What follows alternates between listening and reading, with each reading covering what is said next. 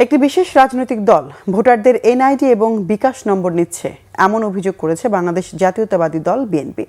নির্বাচন কমিশন এই বিষয়ে ব্যবস্থা নেবে বলে জানিয়েছেন দলটির স্থায়ী কমিটির সদস্য নজরুল ইসলাম খান।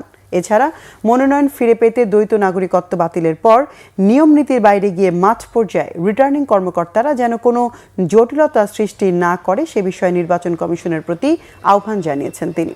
সন্ধ্যায় আগারগাঁও নির্বাচন কমিশনে সিইসির সাথে সাক্ষাৎ শেষে এই বিএনপি নেতা সাংবাদিকদের জানান, লেভেল প্লেইং ফিল্ডের বিষয়ে সতর্ক অবস্থানে আছে বিএনপি। অন্য কোনো দল যেন নির্বাচন পণ্ড করে নির্বাচনী মাঠ থেকে সরে দাঁড়ানোর সুযোগ না পায় সেই বিষয়ে নির্বাচন কমিশনকে সতর্ক থাকতে বলা হয়েছে। নজরুল ইসলাম খান বলেন, বিএনপি সবার আগে সংস্কারের বিষয়ে কথা বলেছে। যেসব বিষয়ে একমত হতে পারেনি সেই বিষয়ে নোট অফ ডিসেন্ট দিয়েছে বিএনপি। গণভোটে বিএনপি হ্যাঁ ভোট দেবে বলেও জানান তিনি।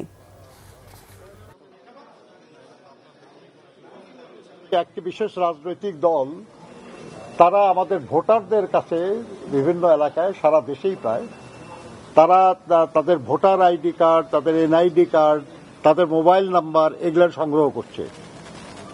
উদ্দেশ্য পরিষ্কার বোঝা যায় যে কেন তারা এটা করছে। আমরা বহু নির্বাচনে অংশগ্রহণ করেছি, কিন্তু কখনো এই ঘটনা ঘটে নাই, আর আসলে এটার কোনো প্রয়োজনও নাই। কিন্তু তারপরেও যে করা হচ্ছে এটা তো কোনো বিশেষ উদ্দেশ্যেই করা হচ্ছে। এটা নির্বাচনে ভুয়া ভোটার তৈরি করে তাদেরকে দিয়ে ভোট দেওয়ার চেষ্টা করার একটা ব্যাপার আছে, এবং তাদের বিকাশ নম্বর দেওয়ার অর্থ হলো যে কিছু অর্থ করে লেনদেনেরও সম্ভাবনা আমরা দেখছি।